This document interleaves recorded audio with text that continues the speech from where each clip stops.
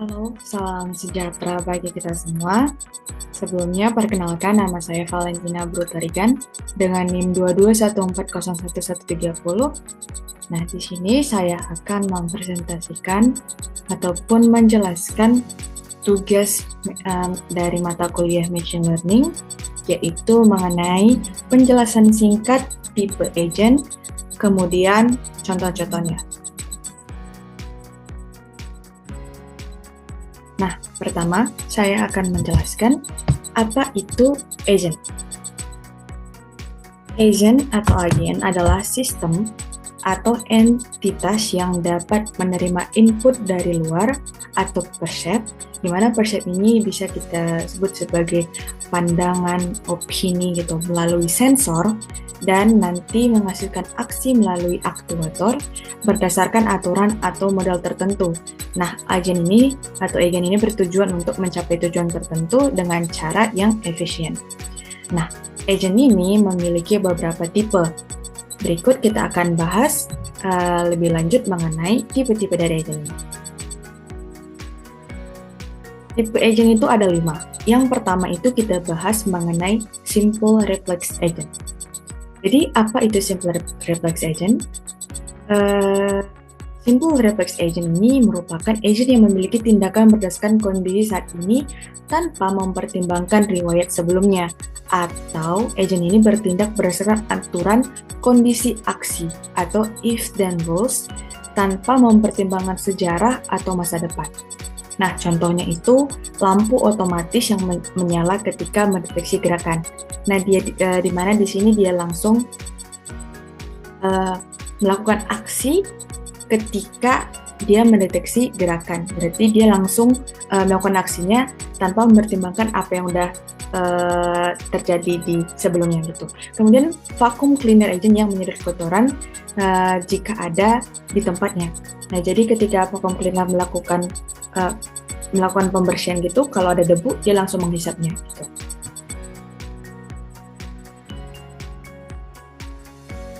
Nah, di sini ada penjelasan sedikit mengenai pseudocode dan skematik diagram untuk simple reflex agent-nya. Dimana di sini kita bisa lihat ini function reflex vacuum agent ini, dimana if status sama else if location sama A dan return Y, return left. Jadi dia inputnya itu agen itu menerima dua informasi, lokasi A saat ini A atau B, kemudian status kebersihan dirty atau clean. Nah, logika keputusannya apa? Jika status sama dengan dirty, maka agent akan menyerap debu, yaitu suck. Dan jika statusnya tidak sama dengan dirty atau bersih, maka dia akan bergerak. Jika agent berada di lokasi A, dia akan bergerak ke kanan. Jika agent berada B, dia akan bergerak ke kiri. Nah, outputnya apa?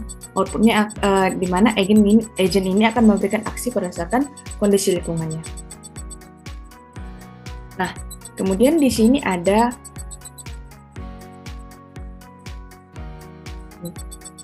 skematik diagramnya.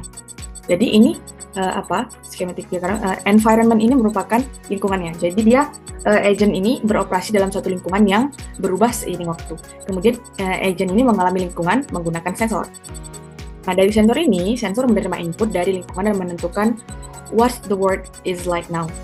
Bagaimana kondisi dunia saat ini. Kemudian mungkin kita contohnya itu bisa buat kayak kamera pada mobil otonom mendeteksi rambu lalu lintas, atau yang sudah sebelumnya tadi itu vacuum cleaner gitu.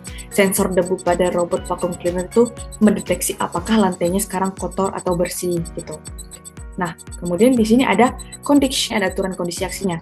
Jadi, kalau agent menggunakan aturan jika kondisi X terjadi, maka lakukan aksi Y untuk menentukan tindakan berikutnya. Seperti vacuum cleaner tadi.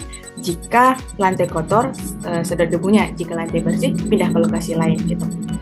Selanjutnya, what action I should know? Apa yang harus saya lakukan? Berdasarkan aturan kondisi aksi, agen ini memiliki aksi yang paling sesuai. Nah, jika robot vacuum cleaner melihat lantai kotor, dia akan menjalankan aksi suck, nyedot debu. Kemudian ini ada actuators atau aktuator. Setelah agent memutuskan tindakan, aktuatornya akan melaksanakan aksi di lingkungannya. Di mana motor atau roda pada robot vakum akan bergerak ke lokasi baru. Nah, jadi ini merupakan cara kerja dari simple reflex agent. Selanjutnya yang kedua itu ada model based reflex agent. Jadi dia ini memiliki model internal lingkungan untuk menyimpan informasi, lalu kita bisa memprediksi konsekuensi tindakan dari masa lalu dan memprediksi konsekuensi tindakan. Kemudian, agent yang menggunakan model lingkungan untuk menyimpan dari persepsi sebelumnya. Berbeda dengan simple agent yang langsung melakukan aksi tanpa melihat sejarah atau apa yang akan terjadi ke depannya. Dia di sini menyimpan informasi sebelumnya. Jadi contohnya itu kayak robot vakum tadi yang mengingat denah ruangan untuk navigasi lebih efisien gitu.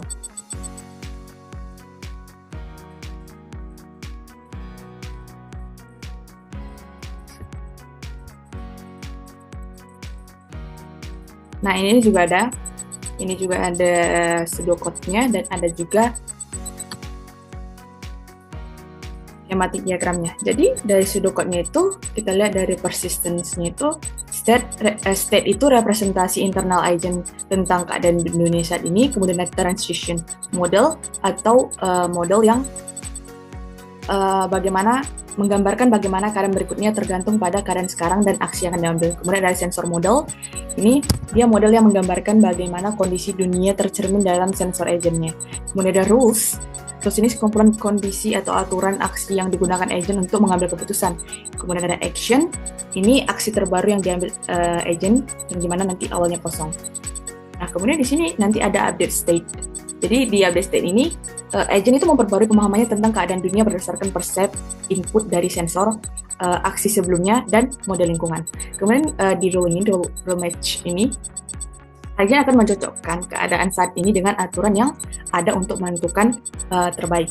Kemudian action, agent memilih aksi berdasarkan aturan yang sesuai dan mengembalikannya sebagai output. Nah, ini dia. Environment, lingkungan, dia mendeteksi bagaimana keadaan lingkungan saat ini. Kemudian sensornya itu menerima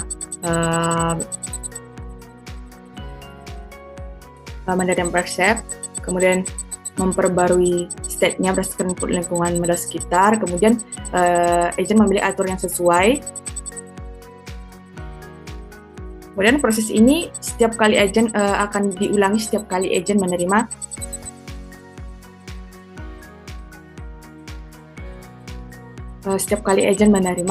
persep baru. Nah, bedanya ini dengan simple reflex apa? Kalau di simple reflex dia hanya bergantung pada kondisi saat ini, tapi dia di model base ini memiliki representasi tentang dunia luar, how the world evolves. Kemudian dia bisa menangani lingkungan yang dinamis, dia bisa menggunakan model untuk memprediksi perubahan. Kemudian untuk tipe agent selanjutnya itu goal based agent. Di mana di goal based agent ini dia mengambil keputusan berdasarkan tujuan tertentu dan mencari tindakan yang membawa kondisi saat ini lebih dekat ke tujuan.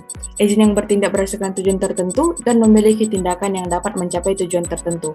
Contohnya GPS yang mencari rute tercepat ke tujuan. Kemudian mungkin chatbox AI yang memiliki jawaban terbaik berdasarkan konteks percakapannya.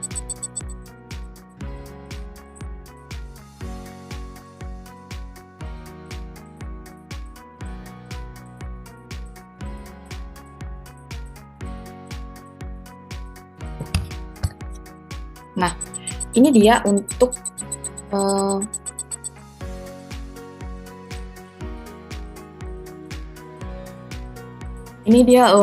schematic diagramnya.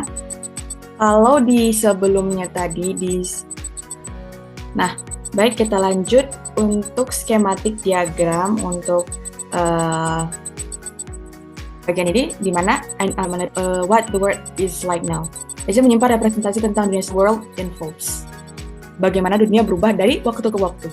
Apa dampak dari aksi yang dilakukan agent terhadap dunia. Kemudian dia stimulasi tindakan. Jadi, what action act. Kemudian, dia menuju ke tujuan agentnya. Kemudian ada goals di sini. Ini tujuan agent berbeda dengan model based reflex yang hanya menggunakan aturan kondisi aksi. Kalau goal based ini dia memiliki tujuan spesifik, goals. Jadi dia tujuan ini membantu agent itu untuk memilih aksi yang tidak hanya reaktif tetapi juga lebih strategis. Kemudian ini ada decision making dia untuk mengambil keputusan. Nah, agent melakukan aksi terbaik. Ia mengirim perintah ke aktuator untuk melakukan tindakan tersebut dalam lingkungan.